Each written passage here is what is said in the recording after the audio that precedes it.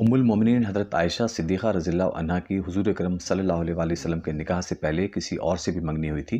قسط نمبر 10۔ حضرت خدیجہ بنت خویلد رضی اللہ عنہ کی وفات کی وجہ سے نبی کریم صلی اللہ علیہ وسلم پریشان رہنے لگے۔ حضرت خویلہ رضی اللہ عنہ بنت حکیم بن عثمان بن مظعون اس حالت کو دیکھ کر آپ کی خدمت میں حاضر ہوئیں اور عرض کیا، حضرت خدیجہ الکبریٰ رضی اللہ عنہ دنیا سے رحلت فرما گئی ہیں۔ گھر کا انتظام بغیر موافق ساتھی کے جو غمگین دل کی تسکین اور گھریلو مہمات کی کفالت کر سکے حاصل نہیں ہوتا۔ اب اگر آپ پسند فرمائیں تو آپ کے لیے کسی شریف عورت کا رشتہ طلب کریں۔ آپ نے فرمایا، خویلہ، عورتوں میں وہ کون سی عورت ہے جو اس کام کی لیاقت اور ہمارے ساتھ مناسبت رکھتی ہیں؟ حضرت خویلہ رضی اللہ عنہ نے کہا کہ اگر دوشیزہ پسند کریں تو وہ بھی ہے، اور اگر صبیہ یعنی جو عورت کماری نہ ہو تو وہ بھی ہے۔ آپ نے فرمایا، کون ہے؟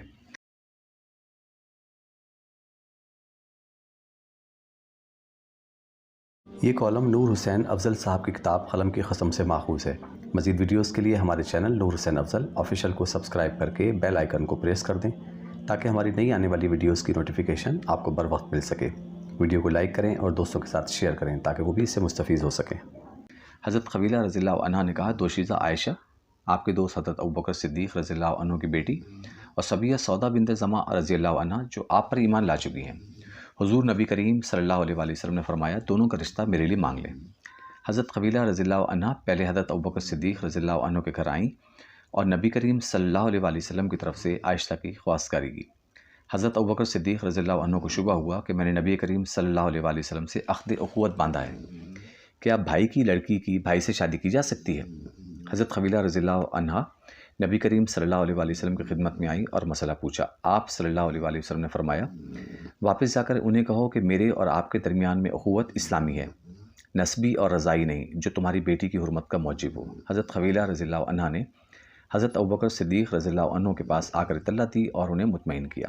حضرت ابوبکر صدیق رضی اللہ عنہ کے دل کو پھر ایک اور اندیشے نے آ پکڑا کہ معتم بن عدی نے اپنے بیٹے کے لیے عائشہ کا رشتہ مانگا ہوا ہے اور انہوں نے قبول بھی کر لیا ہے، اس کے ساتھ وعدہ تھا، اور حضرت ابوبکر صدیق رضی اللہ عنہ نے کبھی وعدہ خلافی نہیں کی تھی۔ اس وجہ سے حضرت خویلہ رضی اللہ عنہ کو کہا، تم اسی جگہ ٹھہری رہو، اور خود معتم بن عدی کے گھر گئے۔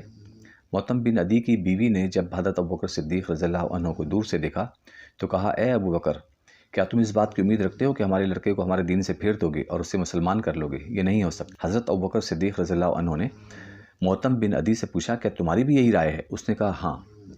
حضرت ابوبکر صدیق رضی اللہ عنہ نے اسے غنیمت جانا اور وہاں سے گھر آئے اور حضرت خویلہ رضی اللہ عنہ سے کہا، نبی کریم صلی اللہ علیہ وسلم سے فرما دیجئے کہ تشریف لے آئیں۔